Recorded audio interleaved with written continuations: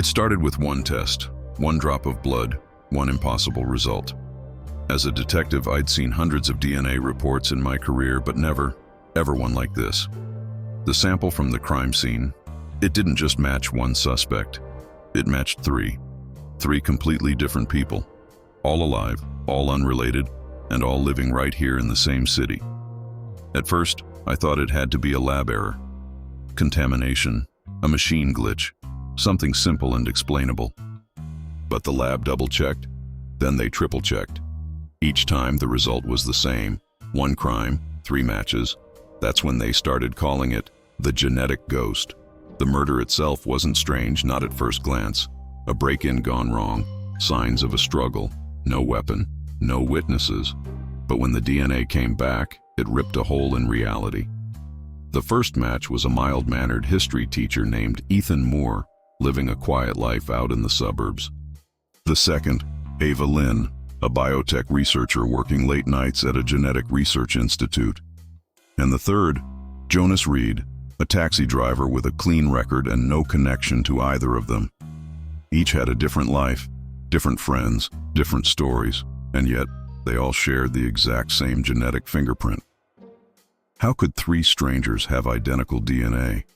I brought them in separately. Each one stared at the report in disbelief. Ethan's hands trembled as he spoke. This has to be a mistake. I've never even been near that building. Ava's voice was calm, but her eyes were uneasy. You said the DNA was identical. That's not scientifically possible. Jonas just leaned forward. Lady, I drive people, that's it. You think I cloned myself or something? I didn't answer, because deep down I didn't have one. The deeper I looked, the stranger it became. All three of them shared one eerie link. They were born in the same hospital in the same year, even the same month. But when I requested their birth records, half of them were missing, digitally erased. The physical copies? Gone. The hospital archives claimed the files were lost during a system upgrade. But the timestamps on the deletion logs told a different story. Someone had manually erased them. Who would erase decades-old birth records? And why? Ava, the genetic researcher, started digging on her own. Late nights in the lab, behind locked doors. One evening, she found it, buried deep in the hospital's old research database. A project name, Genesis 9. No public record, no paper trail, just one memo that described it. Subject clusters show high genetic convergence. Continued monitoring required. She printed the document, only for it to completely disappear from the system just hours later. What was Genesis 9? Meanwhile, Ethan was going through his late father's things. His dad had been a maintenance worker at that same hospital. In an old, dusty photo album, Ethan found something chilling. A faded group photo from 1990. In the background, a doctor stood smiling. Behind him, 3 infants lay in separate cribs. On each crib, a tag. Baby M. Baby A. Baby J. Ethan looked closer. One of those babies had his own last name written right under the tag. I tracked down the doctor from the photo, Dr. Nathaniel Crow. He had been one of the hospital's top geneticists before he resigned abruptly in the year 2000. When I visited his old address, I found the house empty, abandoned, but oddly preserved. Coffee cups still on the counter, a coat still on the hook.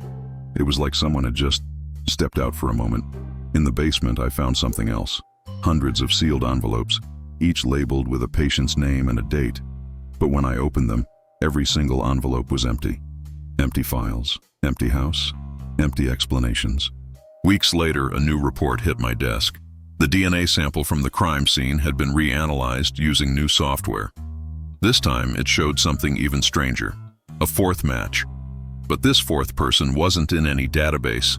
No ID, no address, just a shadow trace, like a ghost in the system. It appeared on my screen for 5 seconds, then vanished.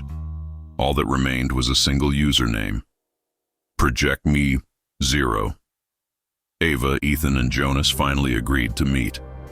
They wanted answers and believed I might be hiding something. They gathered at a diner on the city's edge. Rain poured outside, lightning flashing through the fogged-up glass. Ethan spoke first. What if we're not different people? What if we're the same copy, just split somehow? Jonas laughed nervously. That's crazy talk. But Ava didn't laugh. She whispered, cloning leaves markers, but we don't have them, which means... She paused as the storm outside grew louder. Someone didn't clone us, they built us. Ava explained that Genesis 9 wasn't about cloning humans. It was about recreating them, rebuilding lost genetic lines from partial data. Someone, decades ago, had tried to reconstruct a person who no longer existed. And it had worked, but imperfectly. Instead of one life, it created three. Three fragments of the same genetic soul, each living a different life, each carrying just one part of the original. I realized then, the original DNA from the crime scene, it wasn't from any of them. It was from the person they were made from. Back at my office, I opened my desk drawer. Inside was a sealed envelope, one I hadn't put there. No return address. Just a single word written across it. Truth. Inside were 3 photos, Ethan, Ava, Jonas, and a 4th, blurry, half-faded, but unmistakable. It was my own face. My hand trembled. On the back of the photo, one line was written, "You were never meant to remember." The next morning, my files on the case were gone. Every document, every recording, erased. My computer wouldn't even turn on.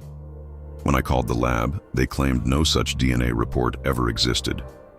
My chief denied ever authorizing the investigation. It was like the entire case had been swallowed by something larger, something invisible. That night, I returned to the hospital. The automatic doors slid open without a key card. Down the hallway, I could hear faint footsteps, not echoing, but in perfect sync with my own. I followed the sound to a sealed wing marked Restricted, Genetics Division. The door slid open. Inside, dozens of glass pods lined the walls, each glowing with a faint blue light. In one of them, I saw my reflection, or what looked like it. A version of myself, sleeping peacefully, hooked up to silent machines. I touched the glass. The lights flickered. The reflection opened its eyes. The next morning, the hospital was closed off. The official story was a gas leak. No trace of me, Detective Mira Lang, was ever found. But a week later, Ethan received an email from an unlisted address. No subject line, no text, just a single attachment, a video clip. It was security footage from inside the hospital. Me walking down the corridor. Then, I stop, look directly at the camera, and whisper one line, "Find the original." Then the screen goes black. Months passed. The case was officially closed. But sometimes strange things still happened. DNA databases would flicker. Names would vanish. Random people reported seeing others who looked exactly like them. Same scars, same eyes, same voice. And every time someone ran a genetic test, somewhere quietly, a file named Genesis 9 would appear for just a few seconds and then vanish again. As if the project never truly ended. In the city, under a pale neon glow, 3 strangers walked past each other without a glance. A teacher, a researcher, a driver. Each one is unaware that somewhere, in the dark, a 4th heartbeat still echoes, waiting to be found, or waiting to find them. Thanks for joining me on this journey. If you enjoyed this story, don't forget to hit that like button and subscribe for more mysteries. See you in the next one.